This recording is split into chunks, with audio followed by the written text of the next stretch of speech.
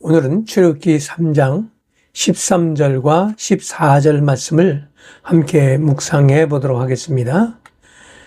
자, 하나님의 부르심에 대해서 모세는 자신의 무능함을 고하죠. 그는 사역에 대한 두려움으로 가득 찼고 어떻게든지 이 사역은 피해야 되겠다고 생각했습니다. 그 하나님에게 변명하기를 내가 누구간데 바로에게 가며 이스라엘 자손을 애굽에서 인도하여 내리일까라고 말합니다.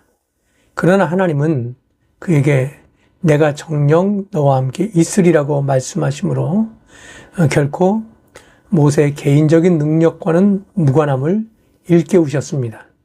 이에 대해서 모세는 두 번째 변명으로 내가 무엇이라고 그들에게 말하리까라고 말합니다.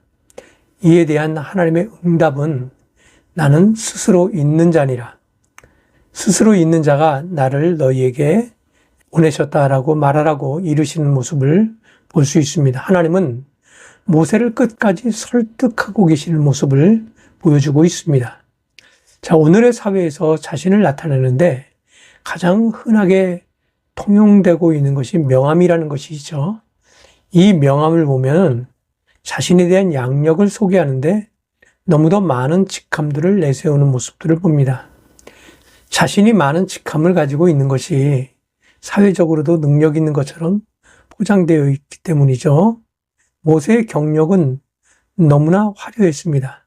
그가 왕궁에서 살고 교육을 받았다는 사실만으로도 그의 경력은 타의 추종을 불허할 정도입니다. 그러나 그가 하나님 앞에 서 있는 모습은 너무도 초라하기 그지없습니다. 너무도 내세울 것이 없는 그가 말하기를 내가 무엇이라고 그들에게 말하리까라고 말합니다. 그는 목자의 삶을 통해서 과거의 일들이 현실의 능력 있는 자로 만들어주지 않는다는 사실을 깨닫고 있었던 것이죠. 훗날의 솔로몬이 모든 부귀영화가 헛되다고 외쳤던 것처럼 오늘 모세가 헛된 인생을 살았노라고 고백하고 있었던 것입니다. 자신으로서는 아무것도 내세울 수 없는 무능함을 깨닫고 있었던 것이죠. 바로 이 모습이 하나님이 모세를 쓰실 수 있는 가장 큰 무기가 될 수 있었다는 그 사실을 우리가 깨달을 수 있어야 하겠습니다. 스스로 있는 자, 즉 하나님은 아무런 부속을 받지 않고 자유롭게 행동하는 모습을 그려줍니다. 어느 누구의 간섭이나 의지에 따르지 않고 스스로 생각하고 행동하는 모습을 말하는 것이죠. 어찌 보면 오늘의 민주주의 사회에서는 독재적인 모습으로 비춰질 수 있지만 그분은 본래 선하시기 때문에 우리의 인생들을 안전한 곳으로 인도해 주시는 분임을 인정할 수 있어야 합니다. 오늘날 많은 부모들은 자녀들의 요구대로 살아가는 모습을 봅니다. 그러나 자녀를 사랑하는 대부분의 부모들은 자녀들의 밝은 미래를 위해서 선한 길로 인도합니다. 때로는 매를 들기도 하고 훈계도 하며 때로는 지나치리만큼 간섭하면서 부모가 요구하는 삶을 살도록 합니다. 진정으로 자녀를 사랑하는 부모라면 자녀가 요구하는 모든 것을 들어주지 않습니다. 그 이유는 그들의 요구가 삶을 망치는 일이 될 수 있기 때문이죠.